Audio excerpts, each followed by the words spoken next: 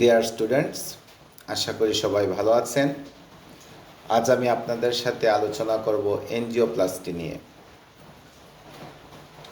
Angioplasty কি? NGO শব্দের অর্থ হচ্ছে রক্তবাহিকা, আর প্লাস্টি শব্দের অর্থ হচ্ছে পুনর্নির্মাণ। এনজিওপ্লাস্টি হলো বড় ধরনের অস্ত্রোপচার না করে হৃৎপিণ্ডের সংকীর্ণ গহ্বরযুক্ত বা রুদ্ধ হয়ে যাওয়া করোনারি ধমনী পুনরায় প্রশস্ত, লুমেনযুক্ত বা উন্মুক্ত করার পদ্ধতিকে এনজিওপ্লাস্টি বলা হয়। এনজিওপ্লাস্টির উদ্দেশ্য কি যদি আমরা বলি, তাহলে আমরা বলতে পারি এনজিওপ্লাস্টির উদ্দেশ্য হচ্ছে সরু বা বদ্ধ হয়ে যাওয়া গহ্বরের ভিতর দিয়ে হৃৎপিণ্ডে পর্যাপ্ত অক্সিজেন সরবরাহ নিশ্চিত করা এবং পর্যাপ্ত অক্সিজেন সরবরাহ নিশ্চিত করে হৃৎপিণ্ড এবং দেহকে সচল রাখা।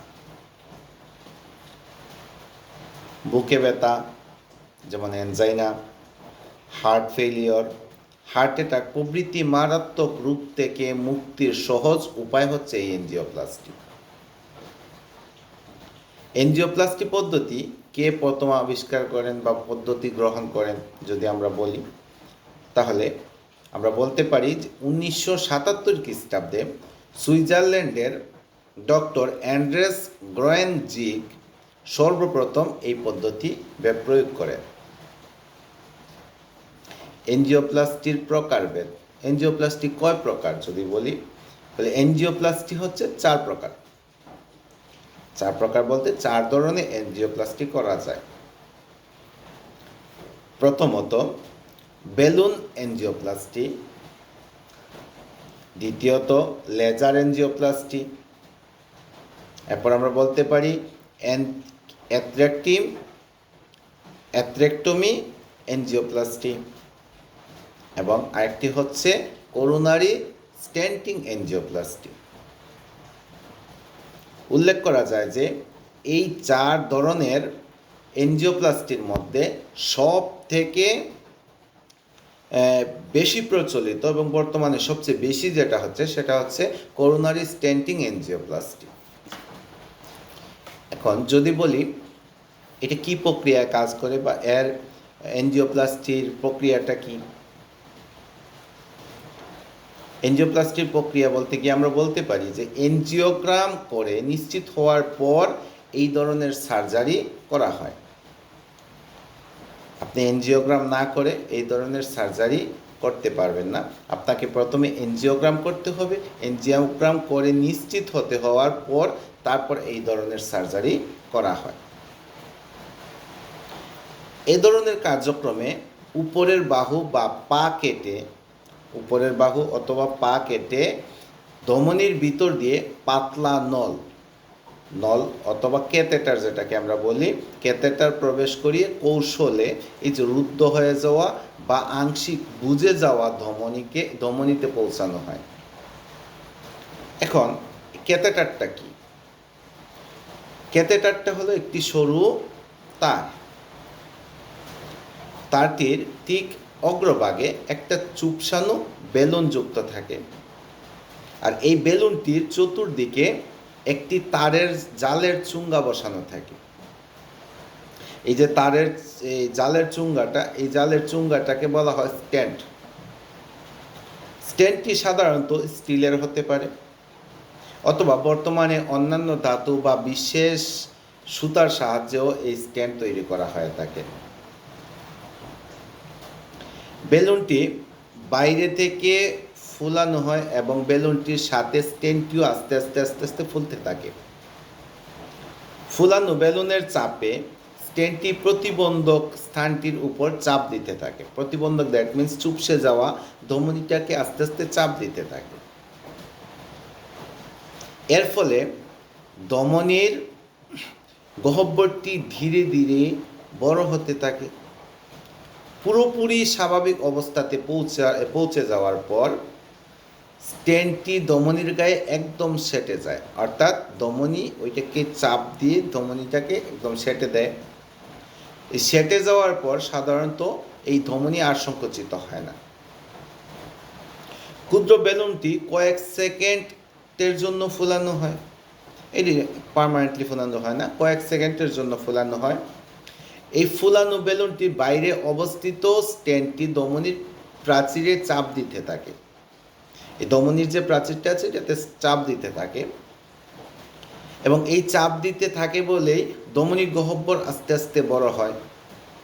আর ধমনী গহ্বর বড় হলে প্রতিবন্ধক স্থানে চর্বিযুক্ত পদার্থ যেগুলো জমা আছে ওইগুলো নিষ্কাশিত হয়, বের হয়ে যায়। এর ফলে ধমনীর ভিতর দিয়ে রক্ত স্বাভাবিকভাবে প্রবাহিত হতে থাকে। এরপর বেলুনটি সংকুচিত করে বাইরে বের করে আনা হয়, কিন্তু স্টেন্টটি ধমনীর ভিতরেই রেখে দেওয়া হয়। স্টেন্টটি সর্বদা ধমনীর প্রাচীরের বাইরের দিকে চেপে রাখে বলে ধমনী সহজে ব্লক তৈরি করতে পারে না। ওই স্টেন্টটা কি করে, সবসময় চাপ দিয়ে রাখে বলে ওইটা কি করে না, এই আবার ব্লক তৈরি করতে পারে না। স্টেন্টটির গায়ে এক ধরনের প্রলেপ লাগানো হয়, যে প্রলেপগুলোর কাজ হচ্ছে ওই চর্বিগুলোকে গলিয়ে পুনরায় শুরু হওয়া থেকে ধমনীকে রক্ষা করা। প্রক্রিয়াটি সম্পন্ন হতে প্রায় 30 মিনিট থেকে কয়েক ঘন্টা সময় লাগতে পারে। এখন আমরা জানবো এনজিওপ্লাস্টির উপকারিতা সম্পর্কে। এনজিওপ্লাস্টির উপকারিতা কি, কেন আমরা এনজিওপ্লাস্টি করব, বা কি কি উপকার পেতে পারি আমরা এনজিওপ্লাস্টি করে। 1 নাম্বার, করোনারি হৃদরোগের অন্যতম প্রধান রোগ সৃষ্টি হয় করোনারি ধমনীতে। করোনারি হৃদরোগের অন্যতম প্রধান রোগ সৃষ্টি হয় করোনারি ধমনীতে। ধমনীর ভিতরে ব্লক সৃষ্টি হলে পর্যাপ্ত অক্সিজেন সমৃদ্ধ রক্ত হৃদপেশিতে সরবরাহ হতে পারে না। সেক্ষেত্রে হার্ট ফেইলিওর অথবা হার্ট অ্যাটাকের মতো মারাত্মক পরিস্থিতির সৃষ্টি হতে পারে। এমন মারাত্মক অবস্থা মোকাবেলায় এনজিওপ্লাস্টি কার্যকর ভূমিকা পালন করে। আবার 2 নাম্বার যদি আমরা বলি, এনজিওপ্লাস্টি ধমনীর লুমেন থেকে ব্লক অপসারণ করতে পারে এবং শ্বাসকষ্ট, বুকে ব্যথা যে উপশমগুলো হয় সেগুলো দূর করতে পারে। হার্ট অ্যাটাকের সম্ভাবনা কমিয়ে জীবন রক্ষায় অবদান রাখতে পারে। যেহেতু বুক উন্মুক্ত করতে হয় না, সেহেতু কষ্ট, সংক্রমণ ও দীর্ঘকালীন সতর্কতার প্রয়োজন পড়ে না।